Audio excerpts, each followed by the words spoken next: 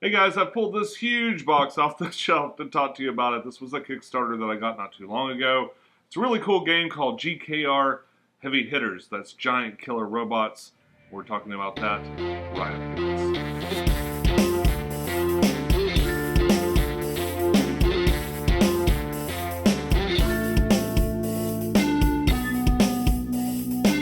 Hey YouTube, this is Pecktec, and I pulled this game out to show you guys. This game single-handedly sucked me back into board games. I've always been kind of a war gamer, and I know that's not exactly the same thing. But for the uninitiated, war games, basically you paint a huge army, you make a really big board, usually a 4x8 board, and you play.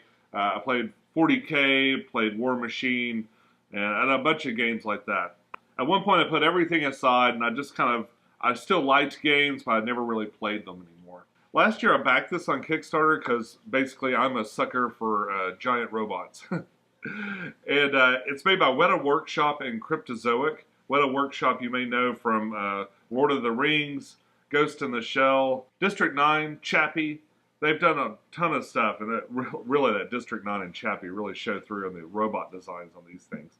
But I saw this thing on Kickstarter, really captured my imagination, and then after I opened it and played it a couple of times, I was sucked fully back into board games. I'm now on Kickstarter like every other day looking for another hit, looking for another really cool board game.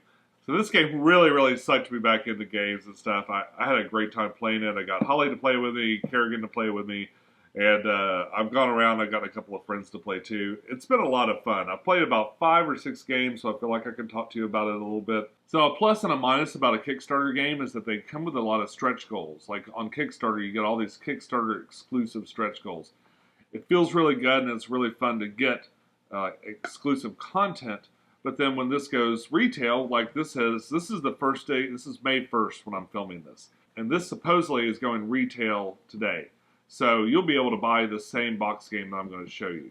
But just so you know, like if you backed it on Kickstarter, it did come with this whole other box. It's empty now because I've got it in here. It came with this whole other box of stretch goals. But none of the stretch goals to me were things that really impeded how well the game played. It didn't make it, not stuff that really makes it more fun. It's just a little bit of extra flash here and there, a couple of extra tiles and some more rules and stuff like that. I'll show you those things if you want.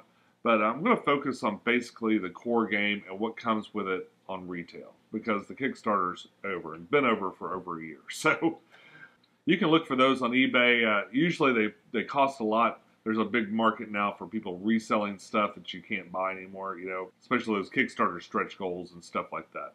But to me, the game itself, without all those other extra components, is still really fun. It's still really awesome and cool. So I'm going to show you that today. In fact, let's break this box open and take a look. You'll notice it is an enormous box. It is really cool. It's got a cityscape board. It's got 10 buildings. It's got 5 giant pre-painted robots. There's another cool thing too, is that if you liked war games in the past, but maybe just got sick of painting things, you don't have to paint anything to get into this. I've already been playing with this, so an technical unboxing probably, wouldn't be fair because things have gotten moved around a little bit. But let's take a look inside the box any second. Let's see what we got. It does have a nice full color instruction book, not terribly thick, really good detail. Haven't found a ton of typos in it or anything like that. The bag of building tops, a bag of building bottoms, and all the robots, which come in this nice plastic tray to keep everything nice and tidy. Okay, so here's most of the game out of the box. I do have kind of a one-player setup. I've got all the key components, all the most important parts of this, but you need to understand how this game works. Pulled out, and let's go over these real quick. First of all, of course, you've got the robots. These are very large, very nicely painted robots, and you've got 4 of them. They represent the different companies, and this thing, it plays out, basically the storyline, it plays out sort of like a Hunger Games scenario where the Earth's been devastated. I don't think it really says why, But there are a lot of areas have been very devastated, and you're going into these ruined cities and claiming property rights on these buildings. So you've got a choice of these 4 robots here, and you'll be going in to tag these buildings and claim them for your company. Now, although that sounds pretty heavy, the humor in the cards and stuff is fantastic. It's got a lot of really light, humorous effects and things like that. So there's a lot of chuckles that you get reading the cards. The graphic design and stuff for this has been really, really, really nice. They've done a great job of representing what they need to represent on here, but also keeping it interesting and fun. Now, each of these factions also comes with these smaller vehicles, these smaller robots, and these aren't painted to the degree that, of course, the big guys are, but they do have this nice wash on them, so they don't feel completely like undetailed like a regular little plastic chit that you might get.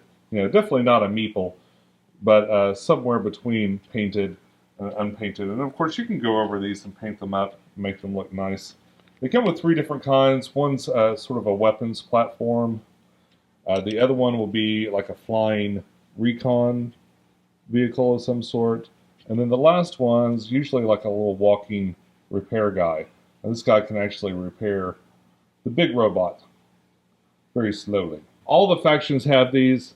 They all have their own versions of these, but it's basically these same 3 components. As we reach over here, you'll see that there's a deck of cards. Now, unlike tracking hit markers and stuff, your cards are your life in this game. You start with this really huge deck, and these are your actions as well. So these dictate what you do, but as you take damage, you'll be discarding these until your hand is down to nothing. So out of this deck, you're going to pick 25 cards, and they'll include different things like options for movement, different types of defense, your secondary weapons, and of course, primary weapons. So you pick 25 of those that you think you'd like to use, and then you look at the pilot cards. Now, these pilot cards are, these are in every faction, so you can use these same pilots in any of the different mechs, but they all have their own, you know, they've got the orange version, the blue version, the green version, and so on. So you can go through here, and all these pilots have their own special abilities at the bottom, which make them a little bit better that you have to try to remember. So you pick a pilot, you pick 25 cards that you want, and then you're ready to start. As we move over here, we have the dashboard. So here's the 25 cards that we picked out to play with. And what you'll do is you'll place them here. And as you use the cards, you place them here. And then as you take damage, you put them here. When you run out of cards, your mech runs out of life and you die. Another concept in this game is you have 5 energy to spend every round. And the sidebar here has a little indicator here where you can kind of keep track of how much energy you've spent. You can go negative energy and like destroy some cards to push your mech to the limit and do other things too, maybe at a critical point in the game. Yeah, that's the little user dashboard. You can also level up as you go. There are different things that let you level up. They're all listed across the bottom here. I'm not going to go into that in too much detail, but basically as you level up, you get different abilities. And you can get it for different things like having initiative, destroying a building, making certain shots, that sort of thing. But yeah, you level up, and it makes some aspects of the game a little bit easier to achieve. It comes with a couple of these cards, which are really handy, quick reference cards. They show you what you need to hit and what you need to defend. And these are really handy. I usually, every time I've played this game, I've had to teach it to someone. So I'll hand it to somebody to show them how it works. It also comes with these little chits that you can keep next to you. So as you unlock things on your board down here, you can just flip these over. And suddenly now, the target number needed to hit a support unit is now 6 versus 7. So you can kind of keep these here as like references for you. So as you level up, you kind of flip these over, and you got better abilities to do things. I love little quick reference items and stuff like that. It just makes the game so much easier to enjoy when you don't have to concentrate so much on specific rules that are changing in mid-game. Now, as you're playing the game, you'll be tagging these buildings. And as you move next to them, you can take these little tiles and they slot in just like this. You can tag it more than one time with all these little guys can tag the buildings too. And one tactic that I've used a lot is making sure to destroy plenty of the little guys of the enemy so that they don't get it all tagged up. So after 4 tags are placed on a building, you pull it off, put a single tag down here to claim it. If you get 4 of these tags, 4 buildings destroyed in this manner, then you win. So you destroy the enemy mech, you win, you get 4 of these, and you win. I gotta say, in this game in particular, I've won more games by tagging buildings than I have actually destroying the other mech. Then again, I've been destroyed a couple of times too, so I guess it works either way. And of course you get some dice. There is dice involved in this game. It's sort of a minimalist thing, and what's funny is when I look on the forums and stuff, the biggest complaint people seem to have for this game were that the dice were kind of normal, like little plain Jane dice. Although there is dice in it, which makes it random, some people really hate that. It doesn't feel too intrusive. Like if the game isn't completely relying on dice, there's a lot of strategy in how you play these cards and when you play these cards. And it makes a really huge difference. Okay, one of the last components I want to talk about are these other cards, and these are called sponsored cards. Sponsored cards, every time you tag a building, you get one of these, and I think you can get up to 5 in your hand. And they all give you kind of special, breaking the rules, game changer kind of scenarios. They're just little things you can do at different phases in the game. I have a few favorites, you know. We got Pushy Elephant. Move any opposing giant killer robot into any empty adjacent space hex, maintaining his current facing. So you can just kind of like reposition someone in an unbeneficial way. I've done that to move people out of range. You can hack into other people's equipment, causing all kinds of problems. You can give people food poisoning with bad tacos. It's like just tons and tons of really, really fun, interesting scenarios that happen with these cards. And you get them, and it's kind of like in the Hunger Games where their sponsors would deliver some special item to them or something like that. It's the exact same kind of thing here. And stuff like this really adds to the replayability of this game. I mean, it's not just the same game every time because different combinations of this can really change the way things work. Now, this isn't really a how to play or a thing where I'm going to go over all the rules for this game, but I did want to show you a game mechanic that I think is really interesting and I have never seen before. Okay, so these cards here in particular represent the support units, these smaller units there. And you'll notice at the very top, they have this number, okay? So when you go to shoot, you'll lay your cards down, and let's pretend like these two guys can shoot, and then maybe we've got a primary weapon that can also shoot, okay? So when you declare your shots, these go face down, and then when everybody's put out what they're going to put out, you'll flip over these things because you have to pay for them, and you immediately pay the energy. They have an energy cost. So you pay the energy cost on your little dashboard over there. And then you go in order of this number. So this number indicates the speed of the weapon. So 474 is going to be after, of course, this one at 874. And the different types of weapons, ballistic, energy, or missile weapons, they all have different speeds that kind of relate to that type of weapon. I thought that that was really clever, and it kind of takes initiative out of the mix when it comes to when you shoot. So you could that's yet another tactic. If you need to get your strike in first, you can play faster weapons. I thought that was really cool. And all these weapons cards, just as an aside, you know, they'll tell you what type of weapon they are. Like this is a ballistic. the range, and then the damage that they do. So basically, you'd play this card,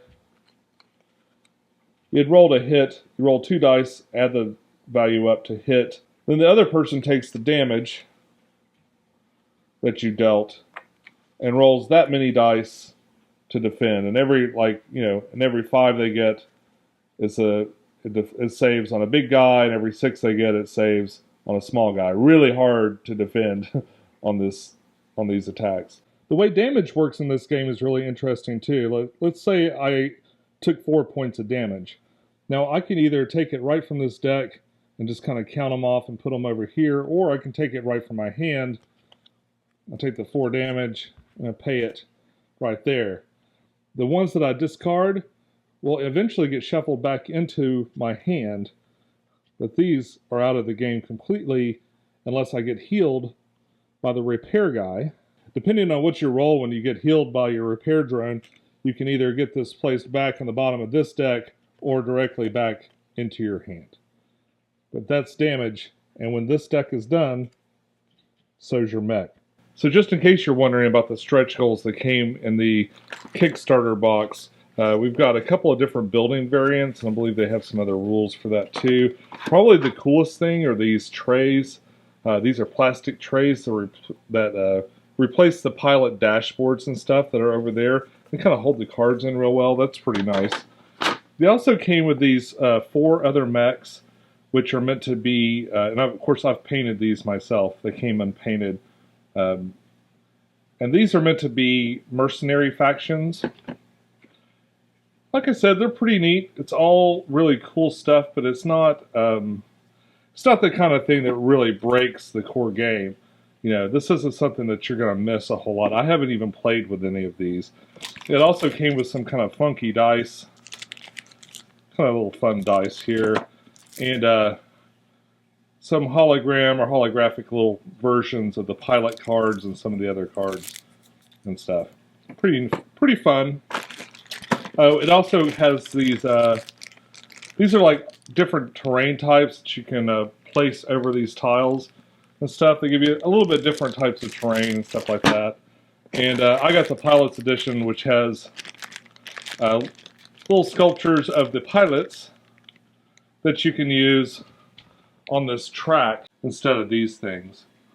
So you can replace these with little miniatures of the pilots as you do your thing. You won't use that very much at all. And that's really it on the stretch goals. I mean, the rest of it just went into like making the card stock better for the game itself, making this board double-sided. This actually has a whole nother side on the back with different rules and stuff for the advanced play. It also added a little bit, got some UV coating and stuff on the box to make the box a little bit nicer and stuff like that. But most of the stretch goals really do not break the core game at all. And it's still a perfectly fun and functional game without them. And there you go, folks. It's sort of a brief overview just to kind of get an understanding of what the game's like, what the different mechanics are, and that sort of thing. This is my first game-oriented video, so I don't really have a structure laid out yet for exactly how I want to do these sort of things. So I just wanted to start it off with like how I came to buy this game, what the components were like, and then a little bit of how their gameplay works. I'm not actually going to play around and show the rules or anything like that, although if you really want to see that sort of thing, you can leave me a note in the comments down below. Maybe I can try to work something up for that. So the pros and the cons for this game, I'd have to say, well, the big cons are, one is fairly large. This takes up a pretty large amount of space, and that's not necessarily a con, but it's definitely something to consider if you have like just only a small space to play this sort of thing. We usually would play this on our kitchen table, and it does just fine on there. A big pro is that these come pre-painted, and they look really nice. I'd say these look just as nice as maybe the X-Wing miniatures. If you've seen the Fantasy Flight X-Wing game, these miniatures are every bit as good as those X-Wing miniatures.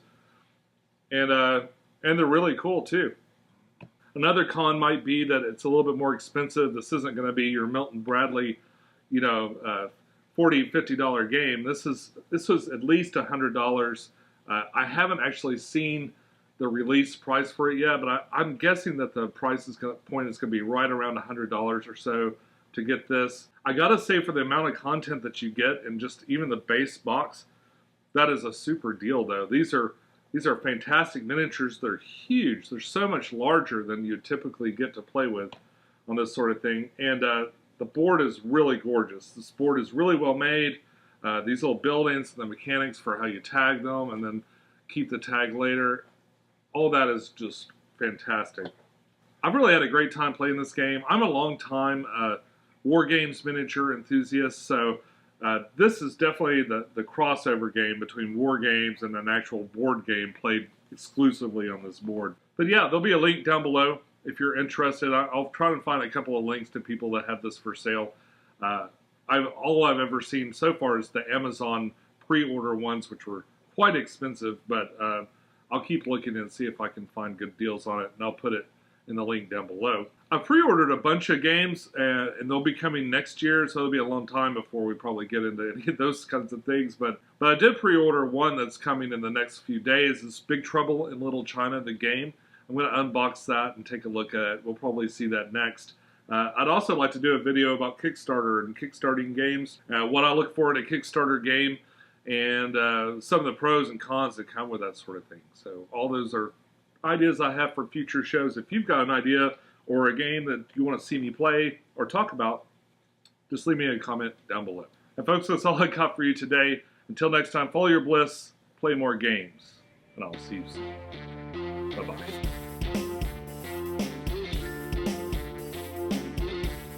For you today. Until next time, follow your bliss.